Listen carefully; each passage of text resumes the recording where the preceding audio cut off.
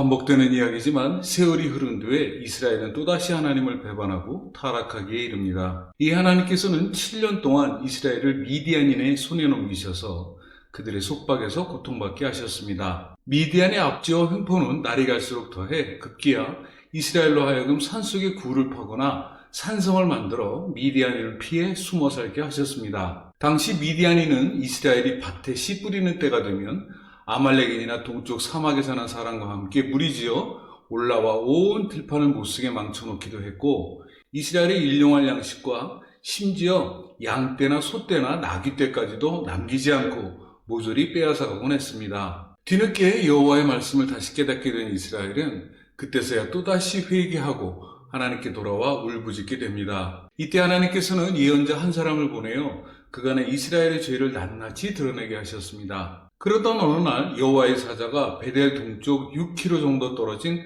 오브라에 있는 상수리나무 아래에 앉아 있었는데, 여기서 오브라는 아비에셀의 후손인 요아스라는 사람의 소유하고 있었던 성읍이었습니다. 이때 요아스의 아들인 기드온이 미디안 사람들에게 들키지 않으려고 포도 짜는 틀에서 몰래 밀 이삭을 털고 있었는데, 그때 기드온 앞에 여호와의 사자가 나타나 그에게 이스라엘을 미디안인의 압제에서 해방시키라고 명합니다. 이에 기드온은 자신과 같은 미약한 자가 어찌 이스라엘 지도자가 될 수 있겠냐며 끝까지 고사합니다. 이에 여호와의 사자는 기드온 앞에서 자신을 대접하기 위해 가져온 음식을 불로 사르는 이적을 보입니다. 결국 기드온은 이것이 하나님의 명령임을 깨닫고 사사로 나섭니다. 이후 기드온은 이 이적이 나타난 곳에 제단을 쌓고 이름을 여호와는 평화라는 뜻의 여호와 살롬이라고 칭합니다. 이후 기드온은 여호와 명을 받아 당시 그 부친 요아스가 만든 바알 제단을 헐어버리고 그 옆에 세운 아세라상도 찍어 없애버렸습니다. 이를 목도한 그의 부친은 기드온이 바알의 제단을 헐어버렸기 때문에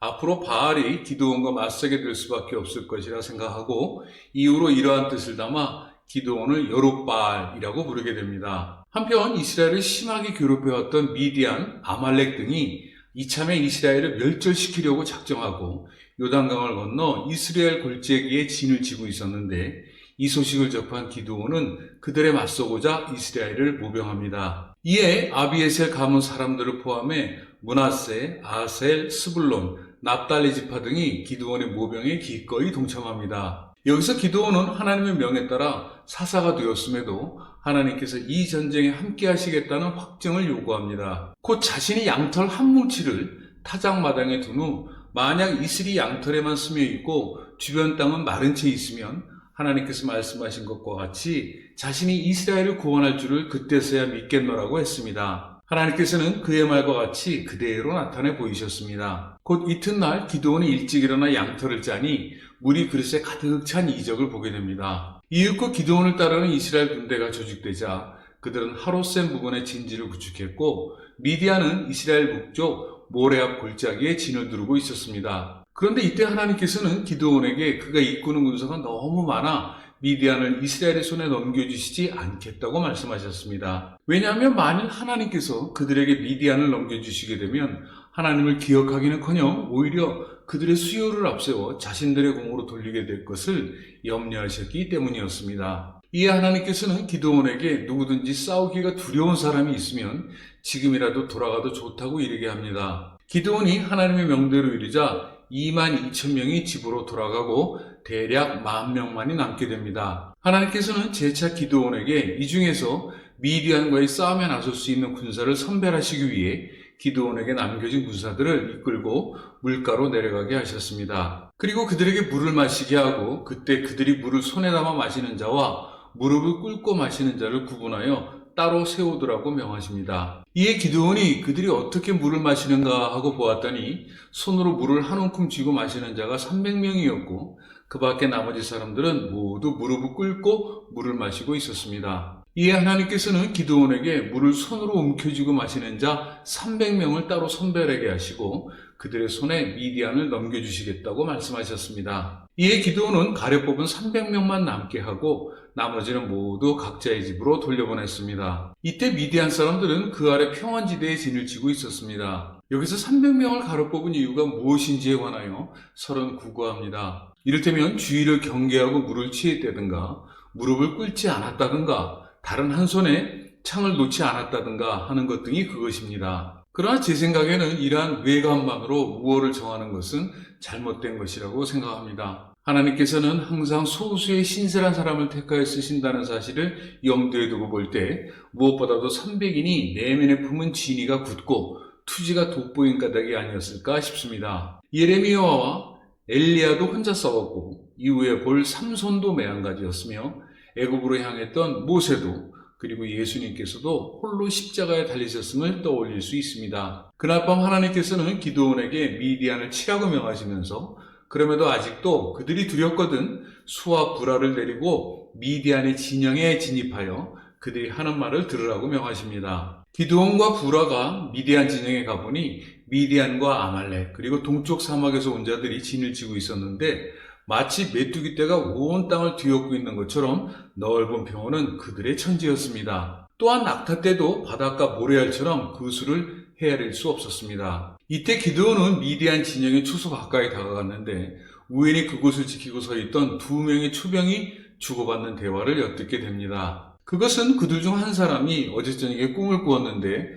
보리떡 한 덩어리가 산에서 자신들 미디안 진영에 어떤 천막으로 굴러들어와 천막을 내리덮쳐 와르르 무너졌다는 것이었습니다. 이에 다른 사람이 그 꿈은 이스라엘 사람 기드온의 칼날이 자신들을 향하고 있어 이제 미디안은 이 싸움에서 진 것과 다름없다고 해몽했습니다. 기드온은 이들 미디안 보초들이 나누던 꿈 이야기와 그 해몽을 듣고 꿇어 엎드려 하나님께 감사드리고 진지로 돌아왔습니다. 기드온은 가려 뽑은 300명을 세 부대로 나누고 저마다 신호용 나팔과 빈 항아리를 들게 하고 그 속에 횃불을 감추게 했습니다. 기드온은 한밤중 100명을 거느리고 미디안 진지로 접근해 미디안 군사가 보초교대하는 시간을 틈타 일시에 나팔을 불고 항아리를 깨뜨리게 했습니다. 기드온 선두부대의 이러한 모습을 보고 나머지 두 부대도 나팔을 불고 손에 들고 있던 항아리를 모두 깨뜨렸습니다. 곧 왼손에는 횃불을 들고 오른손으로는 나팔을 불며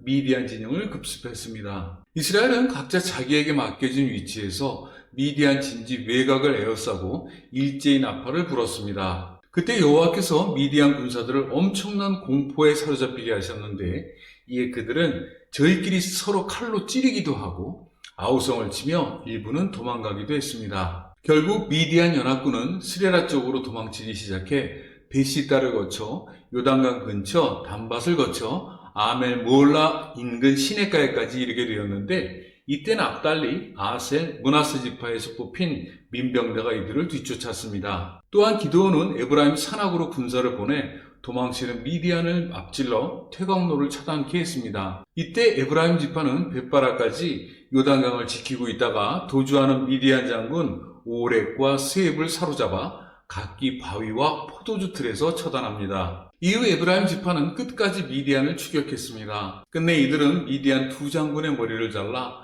요단강 인근 기드온에 가져갑니다. 이때 에브라임 지파는 기드온에게 그가 미디안인과 싸우러 갈 때 자신들을 무시하고 부르지 않았다고 분노하며 기드온과 심하게 다툽니다. 이에 기드온은 에브라임의 끝물 포도가 아비에셀의 만물 포도보다 낫다고 하면서 하나님께서 미디안 방백 오렙과 스엡을 에브라임 손에 넘겨주신 것이 자신이 행한 것과는 비교할 수 없다며 그들의 분노를 잠재웁니다. 기드온의 겸양은 둘째치고 피를 나눈 형제로서 에브라임의 신앙적 의기 또한 당당하고 거침이 없었습니다. 기드온은 여기서 멈추지 않고 300명을 이끌고 요단강을 건너 미디안을 추적합니다. 당시 기드온 군사는 모두 지쳐 있었지만 아무런 물평 없이 기드온을 따랐습니다. 그들이 숫곳에 이르자 기드온은 그곳 사람들에게 그간의 형편을 말하고 지금 자신은 미디안 왕인 세바와 살문나를 쫓고 있다면서 음식을 청합니다.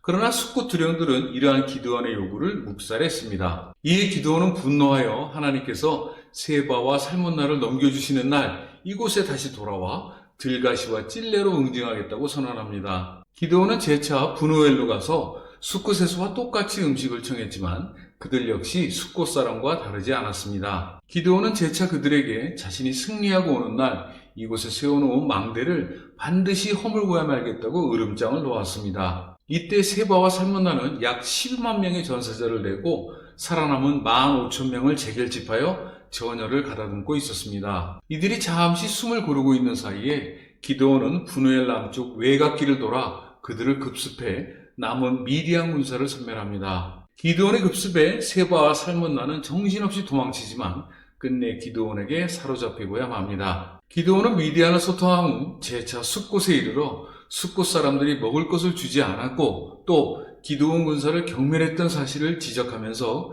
세바와 살문나를 앞에 보이고 선호했던 대로 그곳 두령들을 붙잡아 숫곳 사람들 앞에서 들가시와 찔레나무로 그들 살을 찢어 놓습니다. 또한 분우엘에서도 그곳 망대를 헐었을 뿐만 아니라 그곳 마을 사람들을 모두를 처단합니다. 이후 기드온은 사로잡은 세바와 살문나에게 그간 그들이 죽인 사람들이 어찌 생겼냐고 물었는데 그들은 기드온처럼 위풍당당했다고 대답합니다. 그러자 기드온은 그들이 자신의 형제였다고 하면서 만약 그들이 자신의 형제들을 살해하지 않았더라면 결코 너희를 죽이려 하지 않았을 것이라며 크게 소리쳐 이르고 자신의 맏아들 여델에게 이들을 죽이라고 명합니다. 그러나 여델은 아직 나이 어린 소년이었던 까닭에 칼집에서 칼을 뺄 엄두를 내지 못했습니다. 그러자 세바와 살문나는 기드온에게 남자답게 죽이라면서 그것이 자신들에게 떳떳한 일이라고 일침을 놓았습니다. 기드온은 이 말을 듣고 세바와 살문나를 죽이고 그들이 타고 다니던 낙타의 목에 장식으로 걸어둡니다. 미디안과 전쟁이 끝나고 기드온 동쪽 므낫세, 납달리, 아셀 지파는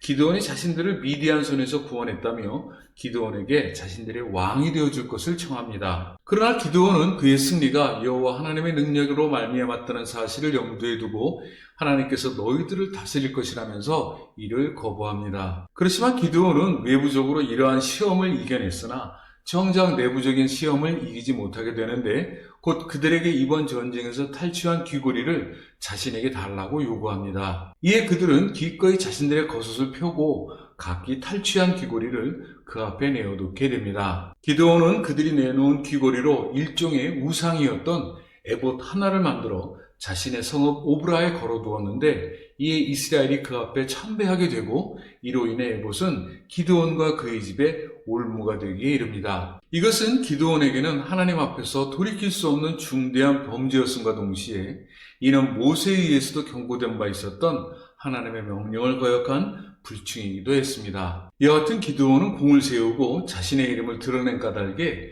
이윽고 마음이 해이해져 참 신앙의 본질로부터 멀어지게 되었는데 이러한 소치는 그가 이스라엘 앞에 잊히게 되는 계기가 되고 이스라엘에게는 이후로 극심한 고통을 안기게 되는 단초가 되게 됩니다. 미디안이 이스라엘에 굴복한 이후 기드온이 사는 40년 동안 이스라엘은 평온을 유지합니다. 기드온이 죽은 이후 이스라엘은 전과 다름없이 하나님께 등을 돌리고 또다시 바알을 경배하고 그 앞에 음행하기에 이릅니다. 나아가 이스라엘은 주위의 모든 원수들 손에서 자신들을 건져내신 여호와 하나님을 배반하고 또 기드온이 이스라엘에 베푼 공을 쫓아 그의 집을 후대하지 않게 됩니다. 매번 되풀이되는 이러한 이스라엘의 역사는 우리 마음을 점점 지치고 무겁게 하고 있는 것 같습니다.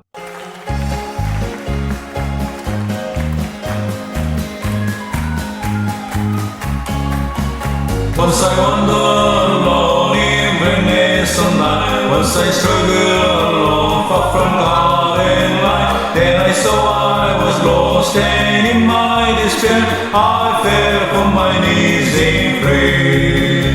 I was down on my knees, praying to my Lord every day. I was praying to Jesus, give me grace and take my heavy burden away. For Satan tried to tell me Bible was a lie and Jesus did not love me and I was to die. But I stayed on my knees, Jesus took my burden away.